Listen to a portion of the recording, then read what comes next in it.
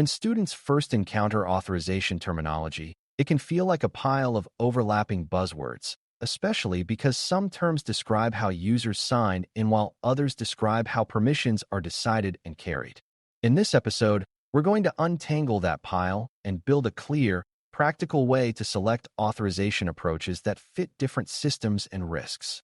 You will see single sign-on, SSO, as a way to centralize authentication and reduce the number of separate sign-in experiences, which changes how identity is presented to applications. You will also see models like role-based access control, RBAC, and attribute-based access control, ABAC, as ways to decide whether an identity can do something based on roles or based on attributes and context. On top of those, you will see rules as a general term for conditional logic, and you will see tokens and certificates as ways to carry proof and claims between systems so authorization can be enforced reliably. The key architectural point is that these are not competing brands that you pick once. They are building blocks that can be combined thoughtfully. Selecting among them is about matching trust boundaries, scalability needs, and governance capability, while keeping the design explainable and maintainable. By the end, you should be able to describe what each approach contributes, where it fits best, and how to avoid common design mistakes like over-centralizing or over-complicating access decisions. Before we continue, a quick note. This audio course is a companion to our course companion books.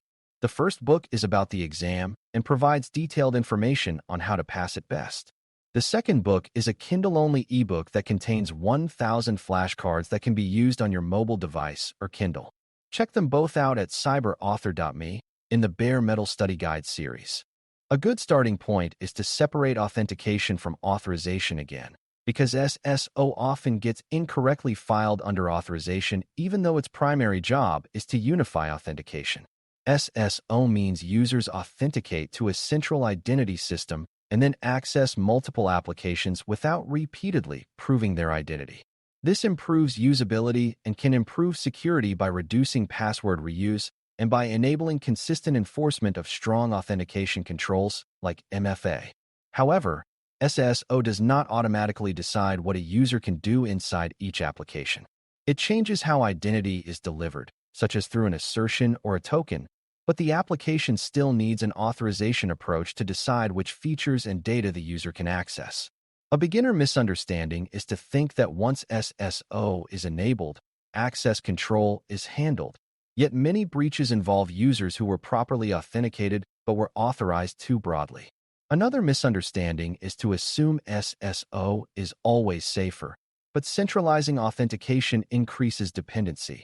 If the identity provider fails, many services may be affected, and if it is compromised, the blast radius can be large.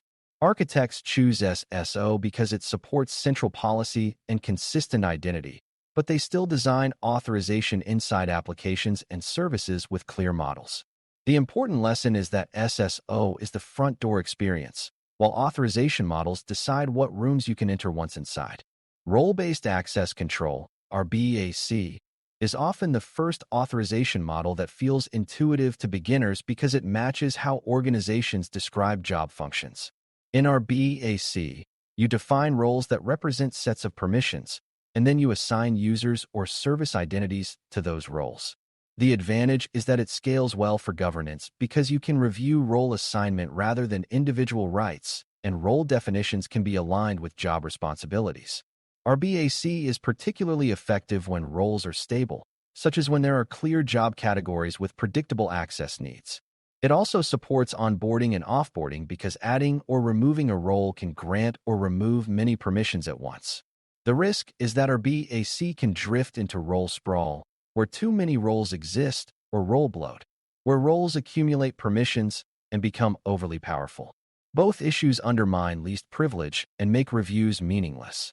Architects select RBAC when they need a manageable foundation for access control and when they can invest in role governance, including ownership, change control, and periodic cleanup. For beginners, the key is that RBAC is powerful because it simplifies decisions, but it is only as good as the role definitions and the discipline that keeps roles from becoming catch-alls. Attribute-based access control, ABAC, takes a different approach by using attributes about the subject, resource, action, and context to make a decision. Instead of granting permissions primarily through a role, an ABAC policy might consider the user's department, the data classification of the resource, the sensitivity of the action, and environmental factors like time or device posture. The advantage is precision and adaptability, because the system can enforce nuanced rules that shift automatically as attributes change. This can be especially useful when RBAC feels too coarse, such as when many teams share the same application but access depends on project membership, region, customer ownership, or data sensitivity. The risk is complexity and attribute reliability. If attributes are stale, inconsistent, or easy to manipulate, ABAC decisions become unpredictable, leading to both security gaps and user lockouts. A beginner misunderstanding is to treat ABAC as a replacement for all other models, but ABAC often works best when layered on top of a stable baseline, using roles for broad access and attributes for sensitive refinements. Architects select ABAC when the environment needs context-aware decisions and when the organization can govern attribute sources, policy testing, and explainability. The most important mental habit is that ABAC is only as strong as the truthfulness and timeliness of the attributes it consumes. The word rules is often used loosely, but in authorization design it usually refers to conditional logic that determines whether access is allowed.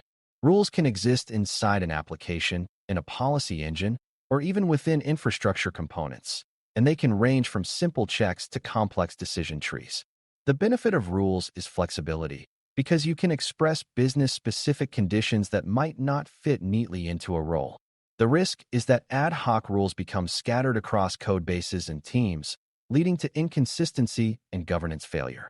Beginners often assume rules are easier because they can be written quickly, but quick rules can become technical debt that is hard to audit and harder to change safely. Architects treat rules as something that should be centralized where appropriate, documented, and tested, especially when they govern high-risk access. They also strive for consistency in rule evaluation so that different parts of the system do not disagree about who should be allowed to do what. Rules often become the glue that connects RBAC and ABAC, because even role checks are a kind of rule, and attribute checks are also rules. The selection question is not whether to have rules, because you will have them, but where rules should live, how they will be governed, and how they will remain explainable to reviewers. For beginners, the key idea is that rules are inevitable, so the design must prevent them from becoming invisible and uncontrolled.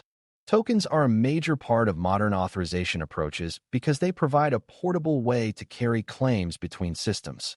A token can represent an authenticated identity and can include claims such as roles, groups, or other attributes that an application can use to make authorization decisions. Tokens are useful because they reduce repeated lookups to central systems and because they allow services to validate identity and claims without handling user passwords. However, tokens are also sensitive because they can function like keys. If a token is stolen, it can often be used until it expires. This makes token handling and lifecycle management critical to security. Architects select token-based approaches because they support distributed systems, microservices, and cloud services where requests must be authorized quickly across boundaries. They also select them because tokens can be scoped, meaning they can represent limited permissions and limited time validity. The danger is overloading tokens with too many claims or making tokens too long-lived, which increases the damage if they leak and can make revocation difficult.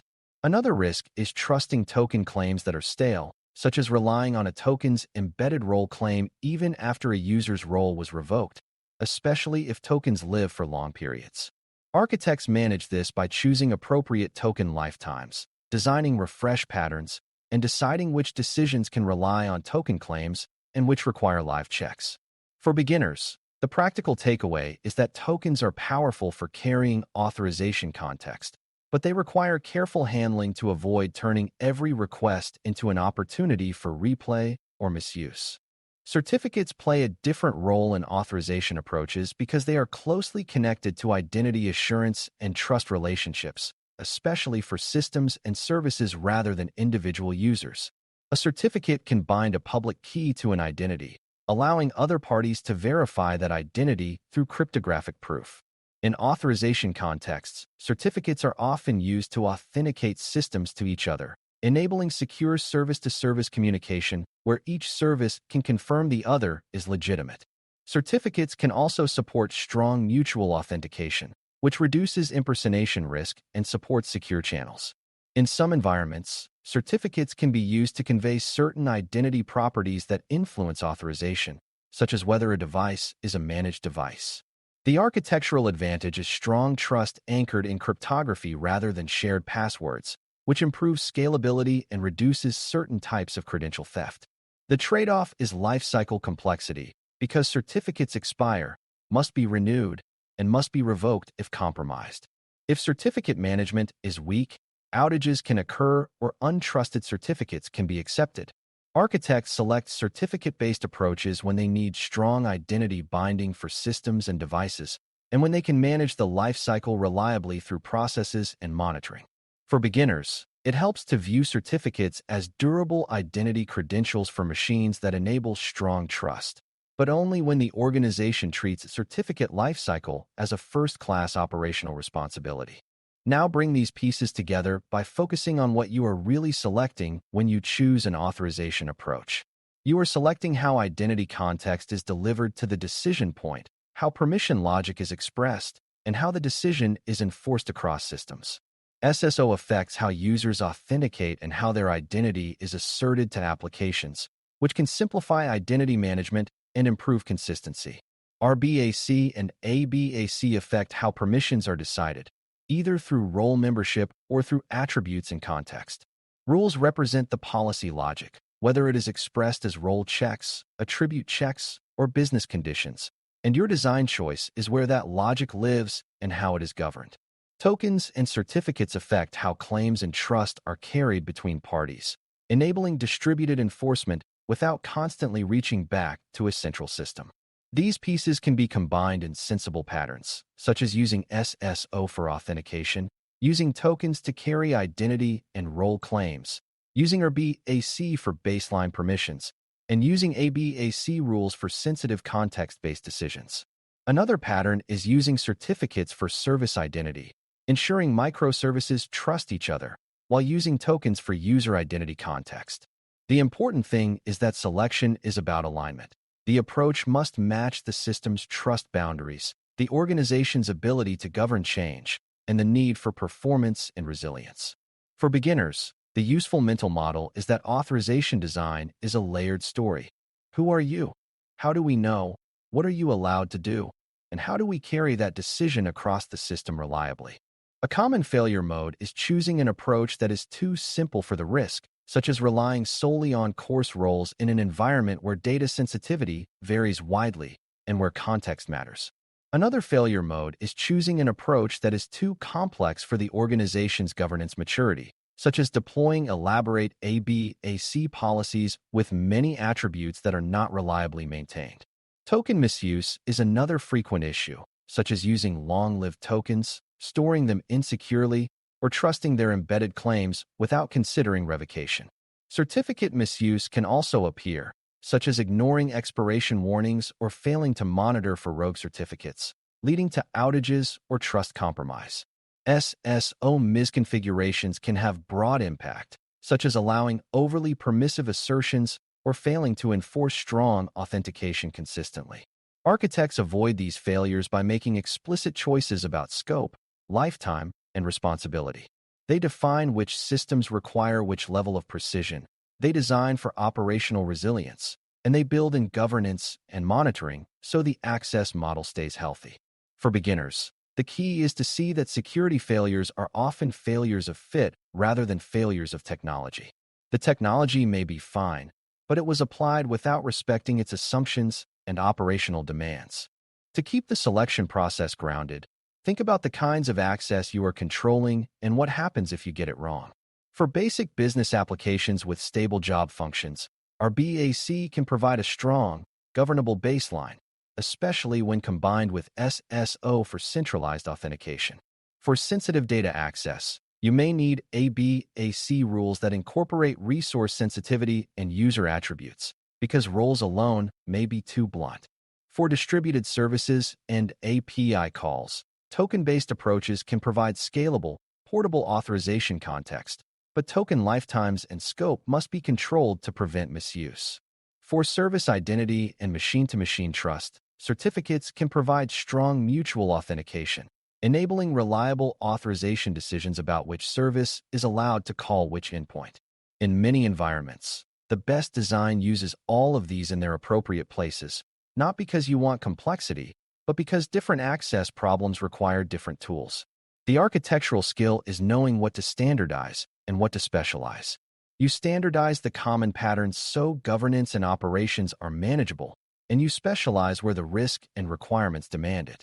For beginners, it can be reassuring to know that mixed designs are normal. What matters is that the mix is deliberate and coherent. Selecting authorization approaches is about building a clear, layered system of identity proof and permission enforcement using SSO, RBAC, ABAC, rules, tokens, and certificates in the places where each one's strengths match the need. SSO centralizes authentication and improves consistency, but it does not replace authorization inside applications and services. RBAC provides a governable baseline by mapping stable job roles to permissions, while ABAC adds precision and adaptability when context and resource sensitivity require more nuanced decisions. Rules are the policy logic that must be managed and tested so decisions remain consistent and explainable rather than scattered and accidental. Tokens carry portable claims that enable scalable authorization in distributed systems, but they must be scoped and short-lived enough to limit replay risk. Certificates provide strong cryptographic identity for systems and devices, enabling trustworthy service-to-service authorization, but they require disciplined lifecycle management. When you can explain how these approaches complement each other and how to choose a combination that stays secure, resilient, and governable, you are demonstrating the ISSAP mindset. The deeper lesson is that authorization is not a single feature. It is a designed ecosystem, and choosing the right approaches is how you keep that ecosystem both powerful and controllable as the environment grows. Thanks for listening. For more audio courses, daily newsletters, and more, please visit BareMetalCyber.com.